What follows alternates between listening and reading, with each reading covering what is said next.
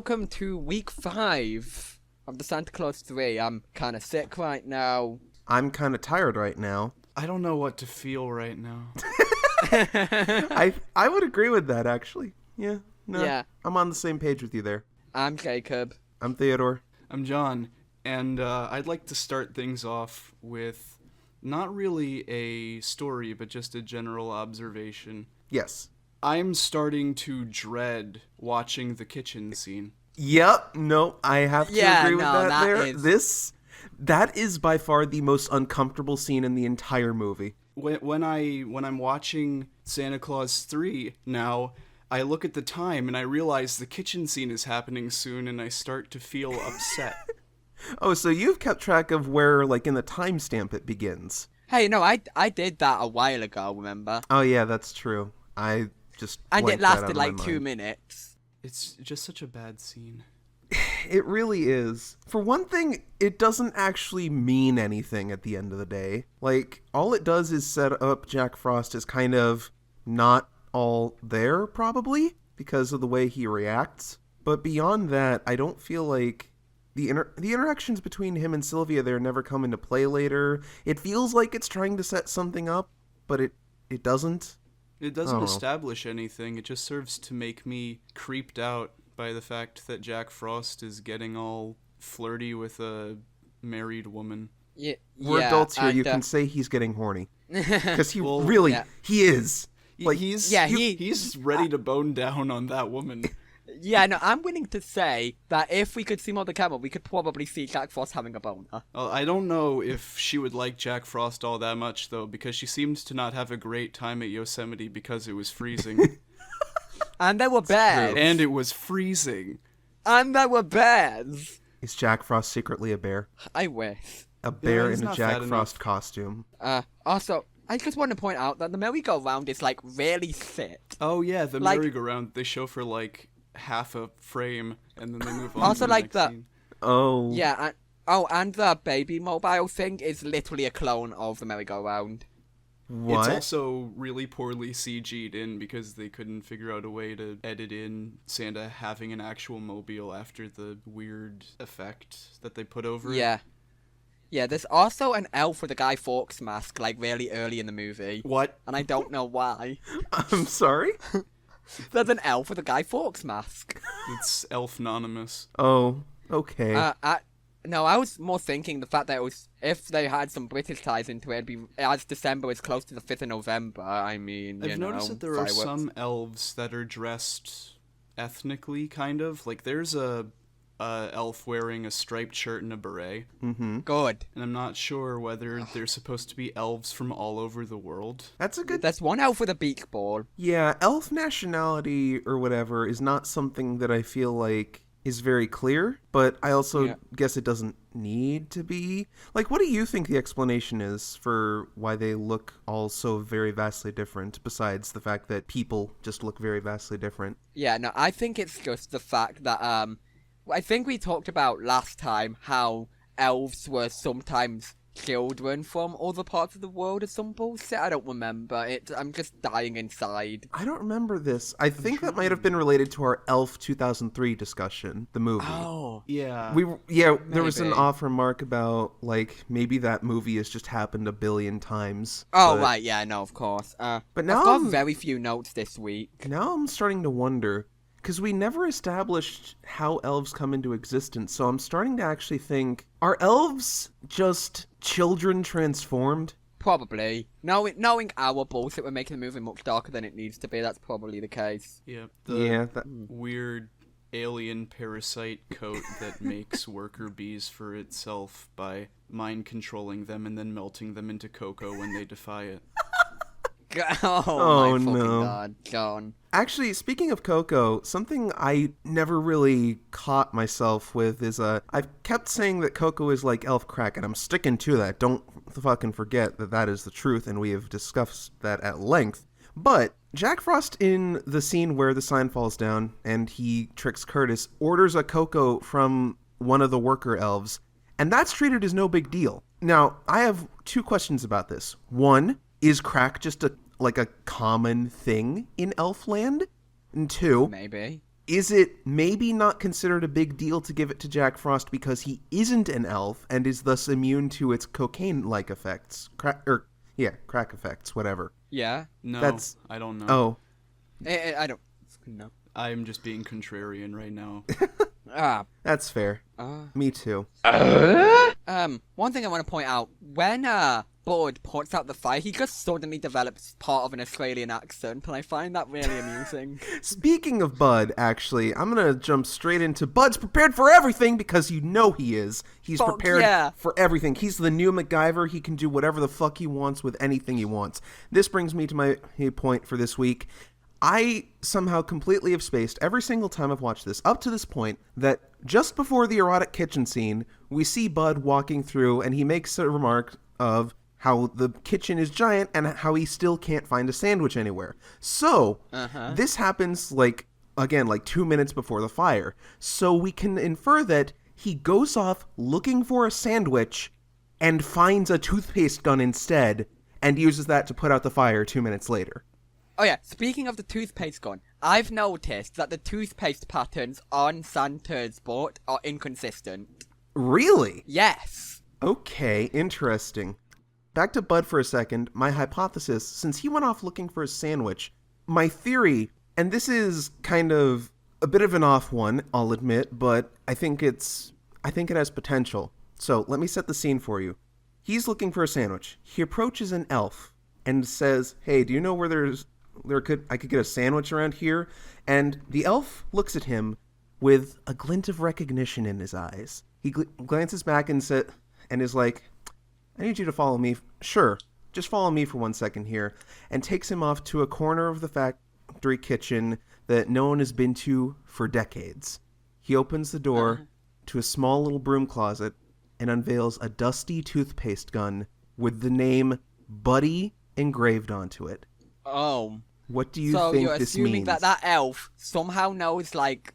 I'm inferring from this that the elf somehow knows, like, what baby claws is gonna be called and just wants Bud to use it even though it's meant for baby claws. Hold on, this goes deeper than you could possibly imagine, because you see, what has occurred is something that should not have happened, but did. You see, Bud was at the North Pole many, many years ago. Oh no. But he was working there as, well, not exactly a firefighter, but that was part of his job for sure.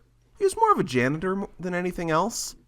Bud has had his memory wiped when he went back into normal society, however, when the North Pole transitioned over to using exclusively elves to protect the secret of Santa. So... Oh, shit. Wait, hang on. So upon seeing his toothpaste gun, Bud's memory is jogged, and he starts to remember things. He doesn't remember everything completely, but he knows that he has a destiny. So he puts it on and marches back, and that's when the fire happens. And to boot, he wouldn't know about the elves not being still Canadians, because there weren't that many elves back then. Exactly. So, Buddy the elf. Bud the elf. Buddy, no. I assume Buddy is just Bud's real name. Shut the fuck up.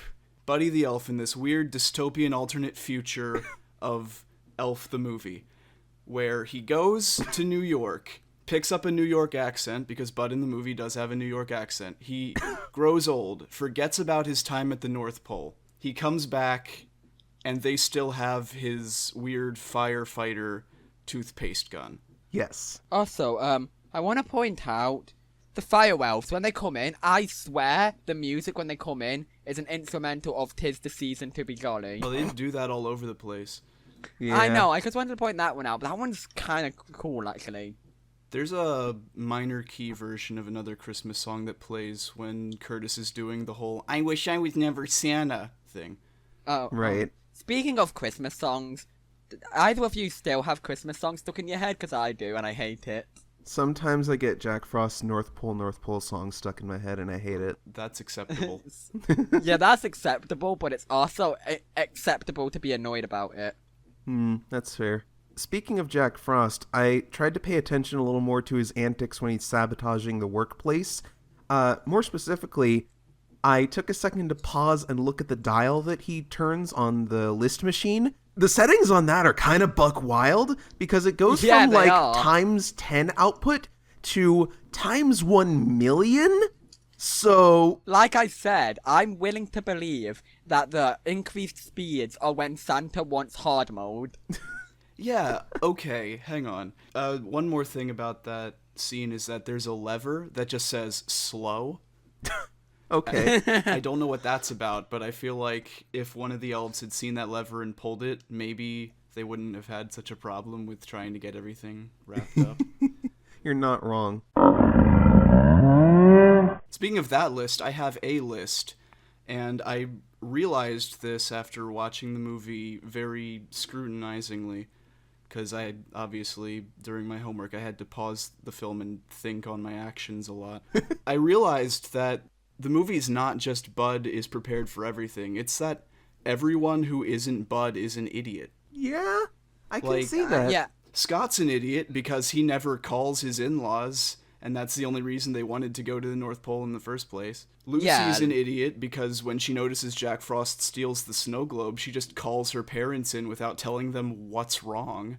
Mm-hmm. Sylvia's an True. idiot because she doesn't even think that Scott looks like Santa until she sees an ornament that looks like Santa's face while standing next to the huge chimney that looks like Santa's face. The That's demonic true. sentient chimney. Nobody comments on the chimney, by the way. Nobody says, Yeah. "Nope, what a weird chimney, Scott Calvin. Why do you have a chimney that looks like your face?" It was already here when I rented the place out, or something like Sandman's that. an idiot because he doesn't even think that maybe he should try to hide his identity as Sandman while talking to Santa's in-laws. I mean, Yeah. he takes off his hat. That's worth something, sort of. That's the equivalent of growing a mustache on your face. I mean, okay, hold on. In fairness, do you think they would know what Sandman looks like, or that Sandman is real? No. Is that why all the other legendary beings don't even think to hide their identities at all? Is just because they can't? Okay, I would think that the Easter Bunny would need to hide his identity. What the fuck is up with the Easter Bunny? Well, hold on, because we never see Sylvia or Bud go to the main toy factory area, right? They just go around in other places. So there's no disguising going on within the factory itself because Bud and Sylvia never go there. They're probably not supposed to, because, I mean, it'd be real hard to keep the disguise going in your main area of operation, right? True. What's her name? Laura and Neil are allowed there because, I mean, they already know. That's fine. The only reason that they don't have to disguise that stuff is because they just, they don't let Bud or Sylvia in there. It seems simple enough.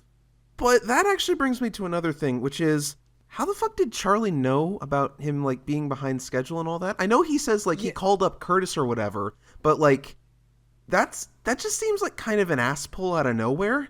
Especially with with all the legendary beings coming along with it. Like, does Charlie have some sort of connection to them that's established in one of the other two movies? I don't know. He's been to the I North don't know Pole before. either.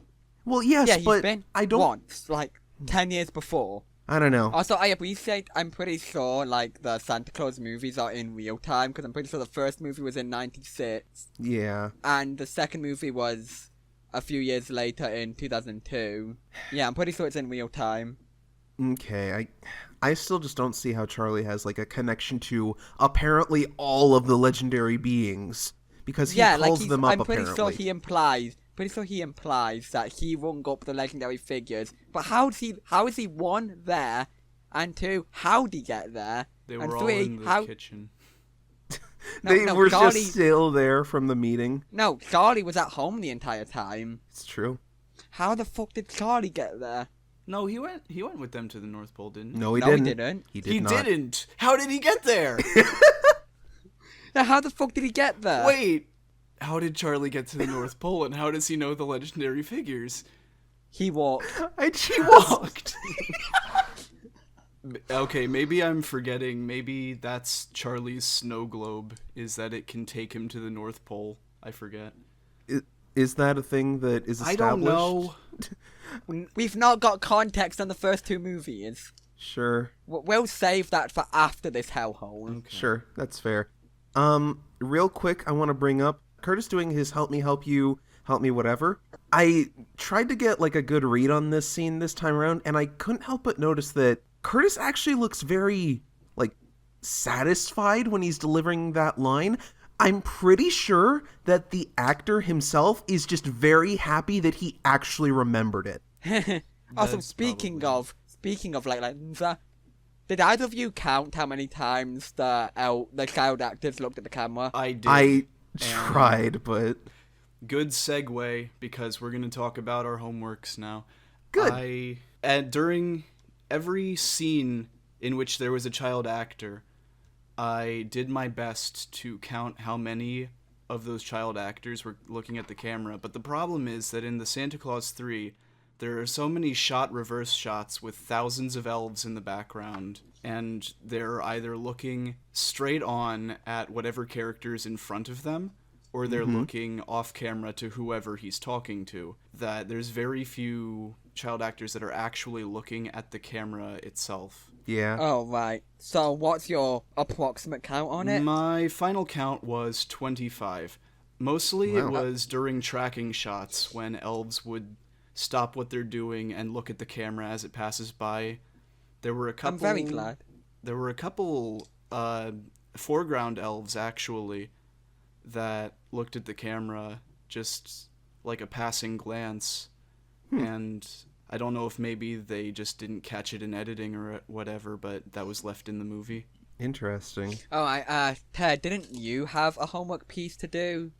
Counting all the stock sound effects, look, I'm gonna be real with you. I could not figure out what exactly to qualify as a stock sound effect for a large portion of this, because, I mean, the bag of stock sound effect itself is pretty obvious, but I couldn't decide whether or not to count the audio cue whenever Neil is doing his dumb, like, psychology bullshit, because the thing that I noticed is that there aren't actually as many as I thought there would be, for one thing. I don't have an exact number, I'll just say that right out, but Hang on. Go ahead. I think there were 7 stock sound effects in the bag of stock sound effects. I counted like 12, I'm pretty sure. I tried to parse them out from one another because there's a lot of overlap, so it's hard to say which one is like just a continuation or whatever, you know? Yeah. But at the end of the day, the thing that really catches me about the audio in this movie on the whole is that it doesn't feel like there was a ton of effort put into it, which I know seems so amazing. It's a Disney threequel. How could they not put in the most amount of effort possible to it? But I feel like the soundtrack itself is a good example of that. Not just because, like, okay, it's a Christmas movie. Of course there are Christmas tunes. But they use, like, 2 or maybe even 3 different variations on It's the Most Wonderful Time of the Year for different scenes. And it's like, okay, you couldn't even figure out to use a different type of song for that? Yeah, like, I mean, I can at least commend them for at least trying to use different tracks at different times, like, 'Tis the Season to Be Jolly, Santa's Got a Hot Ride, and that sort of crap. Alright, I'm gonna have to stop you there, because you said that this soundtrack wasn't that great, and I have to counter that with North Pole is in the soundtrack, and therefore it's the best soundtrack of any movie ever made. John, you've gone too far into the deep end. How can we ever save you? We can't. That's the answer. You can't. Yeah, no, yeah. I think you're the first one to be officially insane by this podcast standard. So does anybody have an actual count on stock sound effects? No, I tried, but I could only really count the bag of stock sound effects because it's really hard to tell some stock sound effects. Yeah. Because there's just other bullshit going on. I just figured that Right. every sound effect was a stock sound effect. That's that said, fair. I didn't count them because I was too busy counting elves. Yeah, that's fair. Okay, so should we put that forward for potential future homework again? Potentially? I don't know. Maybe. I don't know. For now, I don't let's know just how much leave effort it. I actually want to put into keeping a running count for the entire movie. Yeah, let me look at my small amount of notes, because I've got less than a page of notes this week, which is the first time that's happened, and I think that's a sign of I'm starting to run out of things to point out about the movie. Don't worry. We'll get deeper and deeper as we go along. Hang on. Elfster credit. Elves for credit! No! While I was counting elves that were looking in various directions, I noticed that there were 5 elves during all of the opening establishing scenes where Santa is walking around and talking to people that are distracted from their work and turning around to look at Santa as he walks by them. And there's also 1 elf during the Welcome to Canada scene, that is just staring off into space while the other ones are all supposed to be looking at Oh, them. I see the picture you love it. posted now, and I see exactly which elf that is. The one on the far Yeah. left, right? Yes. Okay, good. I'm so glad. Oh god. I think there's one kind of in the middle next to Santa that just looks like he's kind of looking up a bit. He just kind of looks like he's like, what am I meant to be doing? He just looks like he's daydreaming rather. Speaking of elves, I'd like to jump to another note that I made, and really the last main observation. When Santa saves Christmas by making the rocket-powered scooter board, I paid extra special attention to everything going on around him, and I noticed the elves around him are also blinking in fast forward. So all they did was fast forward that footage and then put like sparkle effects around it. Oh my fucking god. But Wow. this brings me an interesting question to mind. Do Santa's time powers extend to those immediately around him? Because that would seem to be the implication. Well, not realistically from a film standpoint, they're just fucking lazy assholes. Sure. But from a Santa Claus canon perspective, I would say maybe. Or maybe it's just like elves are just easily affected by their surroundings. Like, I think elves would be more susceptible to magic than like humans would be. Sure, I'd guess they'd be more in tune with it. It's because I think that's because the elves actually get controlled by Santa's will magic, black magic. I like to think that there's a bubble that extends around Santa, because during the scene with Jack Frost and Santa and the snow globe, that scene is also lazily fast-forwarded, and both Right. of them are fast-forwarded. So I'm thinking that Santa, in a fit of panic, accidentally extended his time bubble. Also, Okay. another thing I want to imagine, Santa's ex and like Laura and her current family seem like really easily, not, I don't want to say manipulated, but they seem really easily convinced in what Santa wants them to do. So I'm wanting to say, the closer you get to Santa, the more easily manipulatable you are to his will magic. So you're saying that it can, like, Santa's influence can corrode at your mind and make you more susceptible to it over time. Was that before or after they drank the cocoa? Alright, no, but keep this in mind as well. When Bud and Sylvia learn that Santa is, well, Santa, they seem more easily susceptible to what Santa has to say. I mean, is that a product of his influence, or is that just, oh shit, he's real? Fuck. I just want to have that headcanon because I just think that fits more in line with, like, Santa's cult is a fucking parasite. I don't know. I feel like the fact that Bud's memories are slowly coming back also helps, you know, his realization of Santa being real be less dramatic for him, you know? Yeah, but I do like how he just says whoa a lot. Whoa. Totally gnarly dudes. I just want to hear Bud say totally gnarly dudes now. I've made myself very excited. Oh gosh. Also, another thing I want to point out, when Santa gives Lucy the her snow globe, he says like 2.6 billion to go, and I assume that's the child population in 2006. Can someone check that? I think he's saying that, because earlier in the movie when he gives her a non-magical snow globe, he mentions that he has, you know, quite the collection himself or whatever. I think that's actually just how many Santas there have been and how many snow globes there are in the Hall of Snow Globes. Wait, you're saying there's been 2.6 billion Santas? I don't see why there couldn't have been.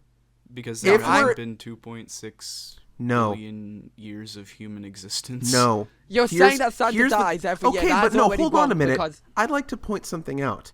The other legendary figures, besides the Easter Bunny, because fuck the Easter Bunny, are represented by human shape.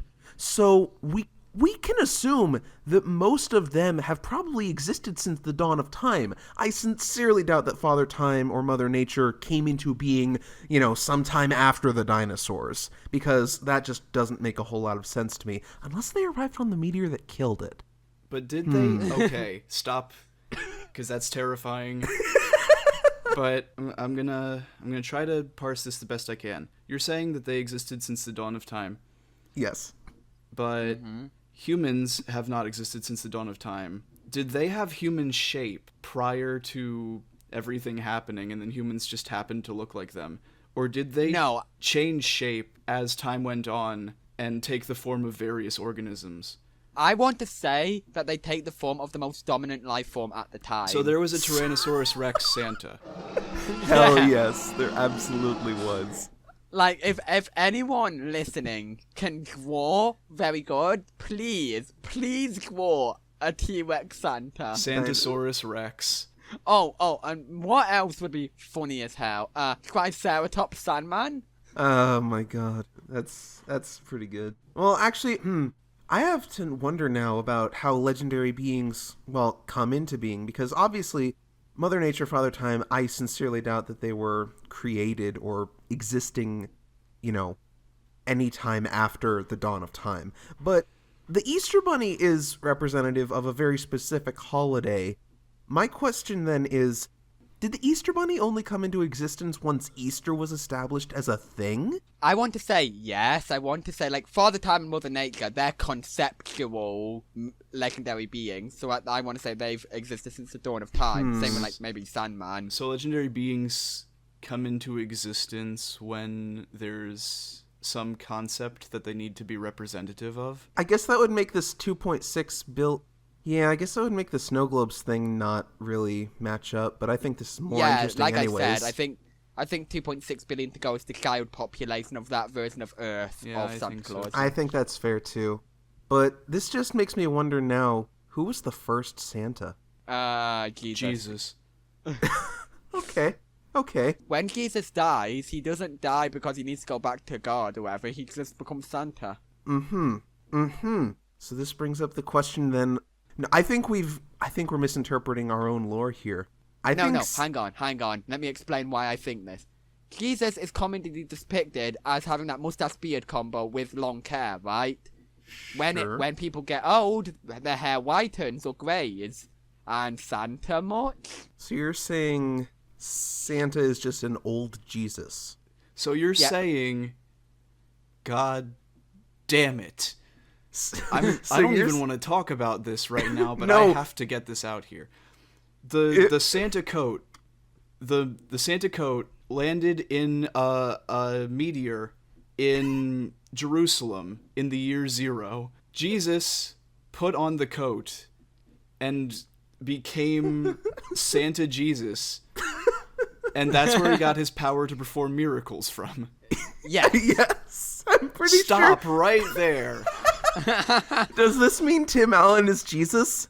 I was already Yes. going to hell, but this just really seals the deal. I love my this. God. I think we've hit upon an unknowable truth, but So now wait, we know it. wait. So does that mean Jesus is corruptible by Santa magic? I mean, Or did Jesus set the rule I wonder. for... I have to wonder if, like, the coat had much less defined power to it before Jesus found it. Stop. Oh my god. What? I Hold am- on. How else do you think? Okay, no, I'm not. I don't want to offend too many religions here, but Yeah, I apologize to Christians and Catholics. I apologize to nobody because I don't know. I apologize to Jesus. Yeah, I apologize to Tim Allen. Alright, church meeting, everyone, just repent for your sins. I'm sorry, Jesus, for likening you to Tim Allen. Oh, we're going to hell. Say 3 Hail Marys. In brighter news, let's move on because we have to decide how Tim Allen dies. Okay, alright, first there was mugging, next there was war. Well, how can we get... Alright, I'm gonna top the previous ones and say there was nuclear winter. What? Alright, it's a theme with me that my ways that Santa died get more and more ridiculous every time. And the best way I can top war is nuclear winter. So Santa dies to a nuke. Oh. Wait, then who becomes That's Santa? not what nuclear winter is. You know that, right? It's a nuclear fallout afterwards. No, a nuclear winter is when the aftermath of nuclear war causes a massive global cool down. Yeah, it's the aftermath afterwards, but I'm just saying that So Santa died. In order for him to die to the winter, he would have to survive the initial volley of nukes and then die from freezing to death. Okay, no. terrifying. No. I want to say that nuclear winter happens because Santa dies. Like, anytime that nukes What? happen... That doesn't make any sense. No, I want to say that if Santa dies to a nuke, then it releases a massive volley of cold that cools the earth. No, hold on. No, fuck you. I have one more proposal for you. There is no new Santa this time. Because what happens, the coat is destroyed. And that is what happens when the coat is destroyed. The world ends. It has too much power to be contained. So what you're saying is that if Santa ever dies to a nuke, then the world No. I'm saying when the coat is destroyed, it has the effect of a nuke. Well, a more global nuke, so to speak. Like, more so like a city-sized meteorite. Sure, but more magical in form because of the nature of its power. Alright, but what do you think a Santa coat nuke is like? Is it like a nuke? Is it like a reset bomb? I think it's more of like the world freezing over. Well, actually, that would fit more with Jack Frost, I guess, so... So an ice age. Yeah, Jack Frost, magical being dying and cause of being dying is what would cause a global ice age. So I think it'd be the other way around, Jack Frost dies and the earth heats up. Wait, so then... Yes, thawing Jack Frost caused global warming. Oh, shit! Lucy, So why? moving on. No. I think this leads into an excellent topic. What do you think happens when the state of being for each legendary figure is erased from existence? Like, Father Time... It's probably just the concept that they represent just stops existing. Yeah, but no, for like Father Time, I would imagine that you just get some speed-up bullshit to the end of the universe, like some Made in Heaven bullshit. There it is. There's the Joe joke. We did it. We win. And Mother Nature would just be like fucking plants growing over everything, or either that, or if we're going for the opposite, then it would just be fucking like plants dying off forever and everyone starving. So, hold on. Just to be clear on something, are we saying that in the case of Santa, compared to all other legendary beings, the legendary beings themselves contain their own power, but Santa's power is contained within the coat? Is this correct? No, I'm saying that every legendary being has an item that contains their power, and if that item were to be destroyed, the world... I think this might be the dumbest conversation we've ever had. Yeah, but I'm saying if the item relating to that legendary figure is erased from existence, then the world ends in a fashion similar to that of that legendary figure's purpose. I think it's more likely that all the other legendary figures are just they themselves legendary, but Santa, the only part of him that's legendary is the coat, and the human is just the host of Santa. Yeah, that's what I'm party to. So you're saying that Santa's the only one that's allowed to be replaced, and Jack Frost has just always been there. That sounds... Yeah, I mean, the concept of cold has been around for 1 billion years, probably, so... Wait, well, no, if we're talking about, like... Alright, so let's say only the seasonal ones that had to be invented can be replaced, so how does one replace the Easter Bunny? Is it a costume? You put on his skin. No. Actually, I think he has a little vest, right? I think you just put the vest on another bunny. So the bunny becomes sentient. So they just so happen to pick an awful bunny that year. Also mutates into a horrible monster. Exactly. Like, Easter Bunny isn't a human in the lore of the movie. It's a bunny. So, to replace the Easter Bunny, you get another bunny. Simple enough. What about the Tooth Fairy? Like, you could put on his his dentistry, jacket. You put his teeth on a butterfly. No, I think that would actually be human, considering the Tooth Fairy is very human-like. So someone... It's like stupid butterfly wings, though. It's true. Wait, no, do you put on dentures or his dentistry jacket? Ooh, that's a good question, but I don't like the idea of the same dentures being worn by possibly thousands of people throughout history. When do you think the Tooth Fairy came into being? Oh, gosh. Because I feel like the concept of teeth has been around for a while. Like, ever since the dinosaurs. The concept of teeth has been around for, 500 million years. It's true. Yeah, but not the concept of if you lose a tooth and put it under your pillow, you get money. So you're saying the Tooth Fairy was born from capitalism? Maybe the Tooth Yes. Fairy was born from dentistry. So... I So like the to think that the first Tooth Fairy was just a dentist. who got too into it. I think the Tooth Fairy was born of the first dentist coming into being. I don't think the first dentist is necessarily the first Tooth Fairy. Oh, okay. So somebody was sitting in his room saying, I think I could probably fix people's teeth, and the Tooth Fairy just separates from his being.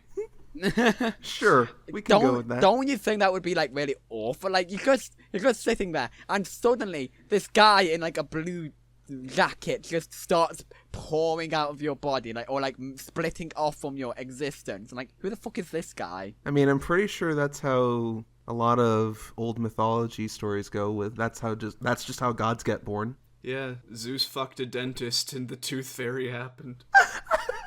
Yeah, They just osmosis their way into being. sounds good to me. I fucking hate this. So when Scott says, I'm gonna fix everything, he gets into his car, and the next scene he's on a plane to the North Pole on Yes. Christmas Eve. Sure. How Yes. did he get tickets? Maybe it's just a world where maybe he's just so rich he has a private jet, because remember he's fucking No, a rich He has a businessman. private jet with North Pole Airline on it? I think what it is, I mean, how big is his company though? Like, it's pretty big from what we can see, right? Yeah, Like, it's reasonably Yes. big based on the size of the building that he's in. I feel like based on Jack Frost's personality and how he manages his North Pole, like there would be systems in place to allow very wealthy individuals into his place above all others, you know? That would, Yeah. I think there's some priority going on there. I guess that makes sense. Okay, also, at the end of the movie, the Elficers, bring Jack Frost into the workshop, which presumably they apprehended him. How did they do that? Very careful. I'd imagine it's a scenario similar to the Fantastic Four cartoon where they tricked Magneto into defeating him with a wooden gun. I think they just tricked Jack Frost into thinking he didn't have his ice powers. What? What? Well, I don't understand how that would work. I don't know either, but it was just a dumb scene from the Fantastic Four cartoon where they tricked Magneto into fucking thinking that he couldn't control a gun, but then revealed to him that it was a wooden gun and sent him to jail anyway. Okay. I think the idea is more that, well, they grabbed him by the arms, so he can't obviously do anything. He has no power. That's just you how it got a goes. point there. Wait, but he can still breathe on them. No, don't. you're saying- No, hold on a minute. I don't think you understand. They grabbed him by the arm. That means he's powerless. That's just how it goes.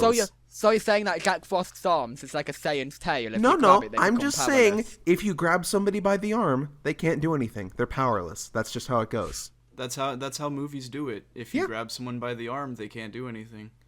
Look, you know I don't watch too many movies, apart from shit movies like this one. Should we move on to our shining lights? Oh yeah, alright, my shining light. Easily, Bud turning Australian for a second after the fire. I'm going to have to pay more attention to that, because one of the things I don't pay enough attention to is line delivery. And I feel like if I tried to give more attention to that, I could really get some enjoyment out of this. Yeah, the specific line is we were an inch away from Armageddon. And he just sounds very Australian. Yeah, my shining light is definitely just the face Curtis has when he looks so satisfied that he got his line down pat. It's good. It's not good, but Yeah. it's good. Alright, my shining light is during the scene when Santa is helping the elves take care of the list machine. There's one elf that shuffles by completely wrapped in list, and you can only see her hat and her shoes. And those are quickly think covered as that's- well. I think that's actually a good physical comedy thing. It's really good. Good. I like that joke a lot. Anyway, I think with that shining light done and all that jazz, I think we should wrap it up now. Yeah, I don't know. Do you guys have any idea for homework this week, or are we just gonna think that up? Not really, but I still think we need a more decisive way on how Santa dies. Homework, look up how many children there were in 2006. Yeah, that's an easy enough thing to do, I suppose. Yeah, so I've been Jacob. I'm Theodore. I've been Jack Frost's fedora. What? Okay, so during the During the North Pole scene, I originally commented on how Jack Frost tips his Santa hat like a fedora. I looked more closely at it. It's a fedora. It's a fedora that's red with white trim. And it has a little dangling Santa thing coming off of it, but it still has the general shape of a fedora. Oh god. I Anyway. hate this. I hate Wait, everything. I think I got how Santa dies. No. He develops dementia, and they have to put him down because he forgets too much. I got it. It's perfect. I think that's a little dark even for my tastes, but you know what? I think it's true enough. Yeah. Let's fucking end the episode already. Jesus Christ. Oh fuck, fine. Merry Christmas.